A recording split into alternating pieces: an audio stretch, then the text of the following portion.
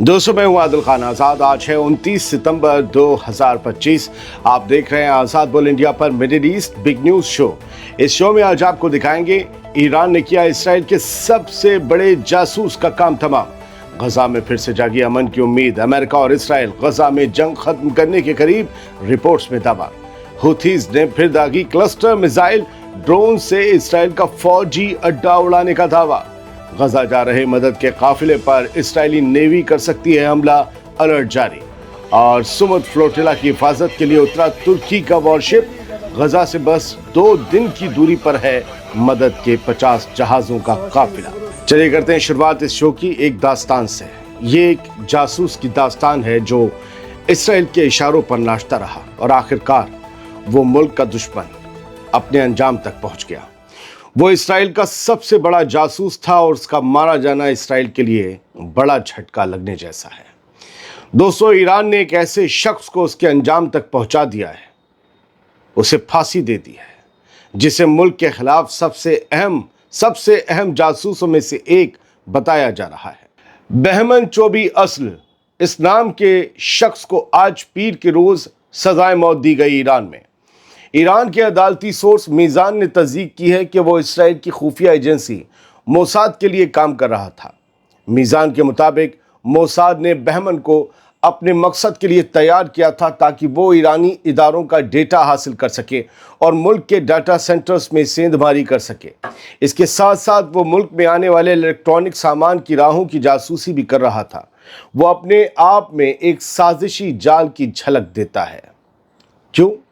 जब इलेक्ट्रॉनिक सामान आते हैं, इलेक्ट्रॉनिक में तो क्या क्या चीज़ें आ सकती हैं? वायरलेस, वॉकी टॉकी जैसे लेबनान में हुआ था, और बहुत सी चीज़ें जो दूर बैठ के डेटोनेट की जा सकती हैं, तो उनकी जासूसी कर रहा था। खैर, इस केस की अहमियत का अंदाज़ा इसी बात से लगाया जा सकता है कि ईरानी सुप्रीम कोर्ट ने भी उसकी अपील को मुस्तरद कर दिया, खारिज कर दिया, और ज़मीं पर फसाद फैलाने यानी कि फसाद फिल अर्ज़ के इल्ज़ाम में मौत की सज़ा बरकरार रखी। इस्लामी कानून में फसाद फिल अर्ज़ एक संगीन जुर्म है जिसमें मुल्क की सलामती को ख़तरे में डालना, जासूसी करना और दुश्मन मुल्कों से ताल्लुक़ रखना शामिल है। आप हिंदी ज़ुबान में समझना चाहें तो इसे कहते हैं देशद्रोह। ईरान और इसराइल के दरमियान कई दहाइयों से जो एक खामोश लेकिन खूंखार जंग जारी है, जिसमें साइबर हमले, इंटेलिजेंस ऑपरेशन और साइंटिफिक साजिशें शामिल हैं, ये मामला उसी जंग का एक और डरावना चेहरा है। ईरान के मुहाफिज इदारों ने इस मौके पर फिर से दोहराया कि मुल्क की सरहदों के अंदर दुश्मन के लिए कोई पनाह नहीं होगी। बात गजा की, जिसकी ज़मीं पर फिर से उम्मीद जागी है, मगर फितना रफ्तार भी कम नहीं है। दुनिया की मशहूर किताबों में अक्सर लिखा जाता है कि शांति की राह, अमन की राह आसान नहीं होती, और ये हकीकत आज गजा की मिट्टी पर भी फिर से अपने उरूज पर नज़र आती है। अमेरिका और इसराइल के बीच खामोशी से चल रही बातचीत के दौर में एक खबर आई है। ट्रंप साहब ने एक प्लान बनाया है जो शायद इस दर्दनाक जंग का खात्मा कर सके। हेडलाइन कहती है, अमेरिका और इसराइल गजा में जंग के खात्मे पर समझौता होने के बेहद करीब पहुंच चुके हैं।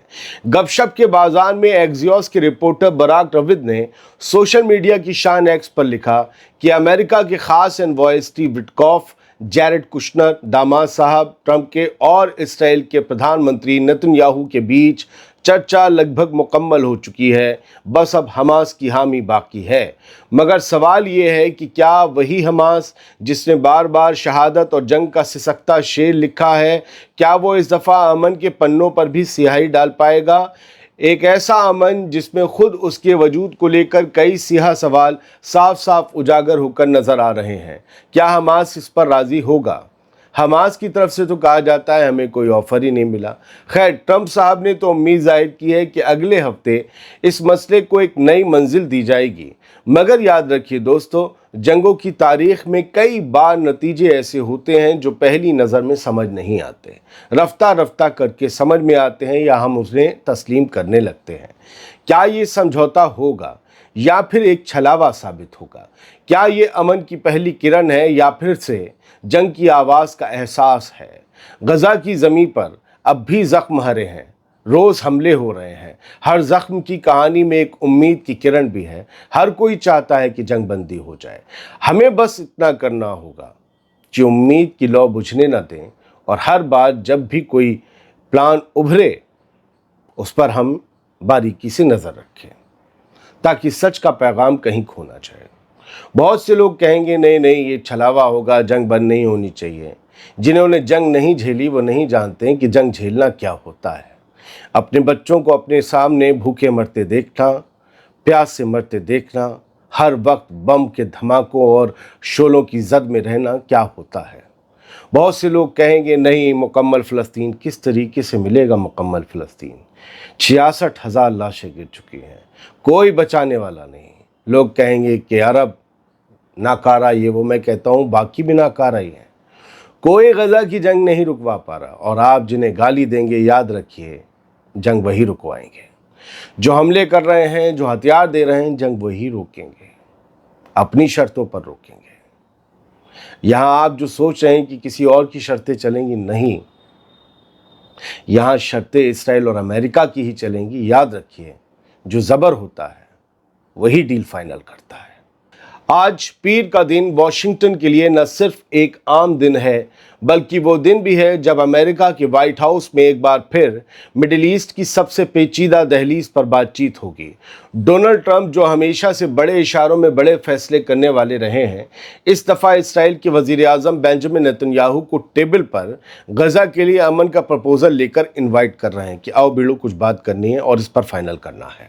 وہ پرپوزل جو لمبے وقت سے پردے کے پیچھے جمی ہوئی امیدوں اور بے بسی کے بیچ کہیں کھویا سا رہا ہے، آج پیش کیا جائے گا۔ آج کا دن اہم ہے۔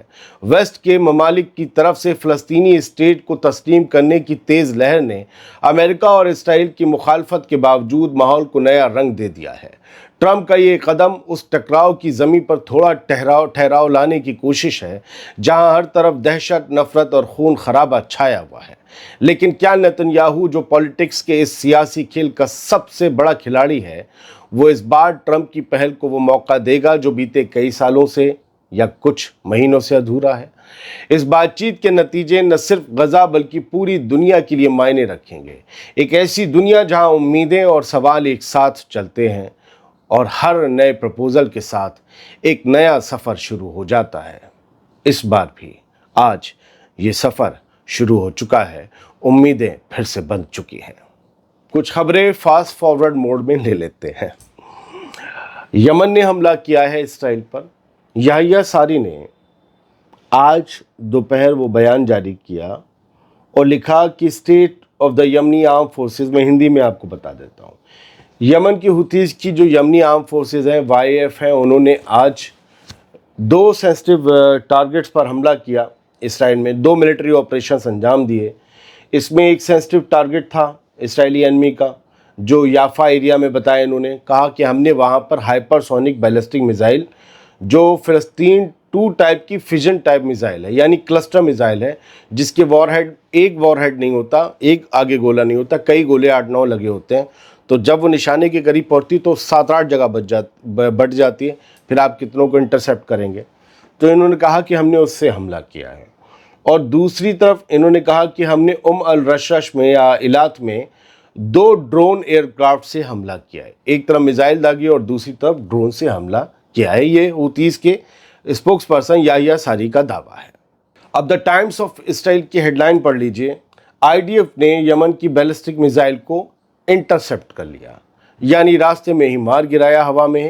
حوتیز نے کہا کہ اس میں کلسٹر بوم وار ہیڈ لگا ہوا تھا۔ اب یہ ہیڈ لائن 2 طرح کی بات خود کر رہی ہے اور سوال بھی اٹھاتی ہے آئی ڈی ایف پر، ایسا نہیں ہے، ٹائمز آف اسرائیل سوال بھی اٹھاتا ہے کہ جب اس میں کلسٹر بوم وار ہیڈ لگا تھا تو کیا آپ نے اس کو جو ہے وہ دگنے سے پہلے گرا لیا وار ہیڈ کو، یا پھر آپ نے راستے میں جب وہ فلائٹ موڈ میں تھی، فلائٹ کر رہی تھی، اڑ رہی تھی، تبھی آپ نے گرا لیا؟ تو یہ بات ابھی خیر نہیں پتہ ہے، لیکن سینٹرل ریجن میں سائرن خوب بجے، ویسٹ بینک میں سائرن بجے، اور کہا گیا ہے کہ hundreds of thousands to shelters in middle of night. اچھا، یہ رات میں حملہ ہوا جس کی جانکاری انہوں نے بھی صبح 11 بجے دی اور حوتیز نے دوپہر میں۔ انہوں نے کہا کہ جو بیچ رات میں، مطلب آدھی رات کے بعد سحر کے قریب جو یہ حملہ ہوا ہے، اس کی وجہ سے لاکھوں لوگ رات میں شیلٹرز میں بھاگے اپنی جان بچانے کے لیے اسرائیلی۔ خیر، العربیہ کی ہیڈ لائن ہے، یہ رہ جاتی، یہ بڑی ہیڈ لائن ہے کہ حماس نے اسرائیل سے کہا ہے کہ بمباری روکو غزہ پر، تاکہ ہم 2 ہوسٹیجز کو ڈھونڈ سکیں، کیونکہ 2 ہوسٹیجز سے ہمارا کانٹیکٹ کٹ گیا ہے، ہمیں نہیں پتہ چلا وہ تمہارے بندے کہاں ہیں، لہٰذا ہمیں ڈھونڈنے کے لیے یہ بمباری روکو، ورنہ وہ لوگ مارے جائیں گے، اگر وہ زخمی ہیں تو علاج نہیں مل پائے گا۔ نیتن یاہو نے کہا ہے کہ ابھی کوئی چیز فائنلائز نہیں ہے، جیسے کہ ٹرمپ کہہ رہے ہیں کہ سیز فائر پلان بالکل تیار ہے، اور اس نے یہ بھی کہہ دیا کہ بھائی اب غزہ میں کوئی بھوک مری ہے نہیں، یہ سب جھوٹ اور بکواس ہے۔ دی جیروسلم پوسٹ کی ہیڈ لائن کہتی ہے اسرائیلی ٹینک جو ہیں وہ اور زیادہ غزہ میں اندر گھس رہے ہیں، خاص طور سے غزہ سٹی میں، اور جو میڈیکل سٹاف ہیں ان سب کا کہنا ہے کہ بہت بڑی تعداد میں لوگ زخمی ہو رہے ہیں، اور اتنی بڑی تعداد ہے کہ اب ہمارے پاس علاج کا سامان نہیں ہے، وہ لوگ ان میں سے بہت سے علاج کے بنا رہ جا رہے ہیں، اور حالات بہت زیادہ کرٹیکل ہو چلے ہیں۔ اس کے علاوہ ایک ہیڈ لائن یہ ہے کہ 47 Democrats sign letter calling for US to recognize a Palestinian state. Democrat وہ جو بائیڈن کی اور اوباما والی پارٹی ہے، اور ٹرمپ کی ریپبلکن پارٹی ہے، تو جو ڈیموکریٹس ہیں انہوں نے ان کے 47 ڈیموکریٹس یعنی کہ 47 جو ممبرس ہیں سینٹ میں جو بیٹھتے ہیں، کانگریس US کانگریس میں جو بیٹھتے ہیں، وہاں کے سانسد سمجھ لیں، ڈیموکریٹک سانسد، تو انہوں نے 47 سانسدوں نے لیٹر لکھا ہے باقاعدہ ٹرمپ حکومت کو، اور یہ کہا ہے کہ فلسطینی ریاست کو تسلیم کیجیے۔ بتائیے کیا تماشا ہے کہ اپوزیشن میں رہ کر آپ یہ باتیں اٹھا رہے ہیں؟ ارے آپ وہی ہیں نا جو ابھی فروری تک آپ کی حکومت اور جو بائیڈن گولہ بارود دیتے رہے، ان سے تھوڑا سا نرم رخ تھا، لیکن گولہ بارود تو دے رہے تھے نا، آپ دے رہے تھے نا، تب آپ نے کیوں نہیں فلسطینی ریاست کو تسلیم کر لیا؟ تو یہ تماشے بھی دنیا میں چل رہے ہیں تاکہ یہ دکھایا جا سکے دیکھو ہم تو یہ کام کر رہے تھے۔ ٹرمپ شفٹ اب، لیکن یہ پریشر پڑ رہا ہے، ایک طریقے کا پریشر تو ہوتا ہی ہے جب اپنے یہاں سے آواز خود پارلیمنٹ میں اٹھنے لگے۔ Trump shift course pressure Netanyahu to end Gaza war. اب ہیڈ لائنز یہ چل رہی ہیں کہ ٹرمپ نے جو ہے اپنا تھوڑا سا رخ میں بدلاؤ کیا ہے، اور ڈونلڈ ٹرمپ نیتن یاہو پر یہ پریشر ڈال رہے ہیں کہ غزہ کی جنگ کو ختم کرو، کیونکہ دیکھو ہم نے کل بھی کہا تھا فائدہ چاہیے ٹرمپ کو، اور فائدہ ہے مڈل ایسٹ میں، لیکن مڈل ایسٹ جو ہے وہ اب اسرائیل کے خلاف ہو گیا ہے۔ وجہ یہ ہے کہ قطر پر حملے کی جو احمق پن کر دیا نیتن یاہو نے، اس کی وجہ سے معاملہ تھوڑا سا گڑبڑا گیا۔ فی الحال یہ خبر ہے جو نہیں دینی چاہیے، پھر بھی بتا دیتا ہوں کیونکہ ایک فگر بن چکی ہے کہ فلسطین میں شہیدوں کی تعداد اب 65,000 نہیں رہی، بلکہ 66,000 کو کراس کر چکی ہے۔ 66,000 کو، ان میں سے زیادہ تر لوگ معصوم اور بے گناہ، اور زیادہ تر عورتیں، بچے اور ضعیف مارے گئے۔ غزہ فلوٹیلا سے جڑی خبر ہے کہ وہ پھر سے جو ہے اس کے جہاز جو ہیں وہ بہہ رہے ہیں سمندر میں، اور غزہ کی طرف چلتے چلے جا رہے ہیں، لیکن اٹلی کے جو منسٹر ہیں تجانی، انہوں نے خطروں کے لیے آگاہ کیا ہے، اور انہوں نے جو ہے یہ بھی لکھا ہوا ہے، فارن منسٹر اینٹونیو تجانی اٹلی کے، انہوں نے پھر سے ریکویسٹ کی ہے کہ آپ لوگ اسرائیل کے جو اختیار والا سمندر ہے اس میں مت جائیں جہاں ان کا کنٹرول ہے، کیونکہ ہمیں نہیں پتہ کہ وہاں پر کیا ہو سکتا ہے، لہٰذا اس طریقے کے خطرناک سفر سے آپ بچ جائیں۔ آپ لوگ سائپرس چلے جائیں، وہاں پر جا کر اپنے جہازوں سے مدد اتاریں، اور وہاں پر کیتھولک چرچ جو ہے اس کے تھرو وہ مدد غزہ چلی جائے گی، آپ لوگ ڈائریکٹ غزہ مت جائیے ورنہ آپ کے ساتھ کیا ہو جائے گا۔ Global aid flotilla 399 nautical miles away, یہ کل رات خبر آئی کہ 399 سمندری میل دور ہے بس گلوبل سمود فلوٹیلا غزہ سے، اور بہت امید ہے کہ سپتمبر 30 یعنی کل رات تک یہ قافلہ مدد لے کر غزہ پہنچ جائے گا، لیکن کیا پہنچنے دیا جائے گا یہ ایک بڑی بات ہے۔ لیکن ان کے اس جذبے کو، یہاں تک ان کے سفر کے لیے سلام کہ یہ جانتے ہوئے دنیا کے لاکھ خطرے اٹھاتے ہوئے غزہ تک پہنچ رہے ہیں مدد کا سامان لے کر۔ ایک ویڈیو آیا تھا جو دکھانے سے اور بتانے سے رہ گیا، دیکھ لیجیے۔ ایک ترکی کا وارشپ جو ہے وہ گلوبل سمودر فلوٹیلا کو اسسٹ کر رہا ہے، اور ایک جہاز جو تھا اس فلوٹیلا کا جب خراب ہو گیا وہ ترکی کا وارشپ آیا اور اس جہاز کی مدد کی، اس جو چھوٹا جہاز تھا مدد کا، اس مدد کے جہاز میں کچھ ایکسپیرینس لوگ، عمر دراز لوگ بھی ہیں جو سمندر کے بہت سے سفر بھی کر چکے ہیں اور دنیا کے اپنے کئی سال بھی دیکھ چکے ہیں، سفید داڑھی سفید بال کے ہیں۔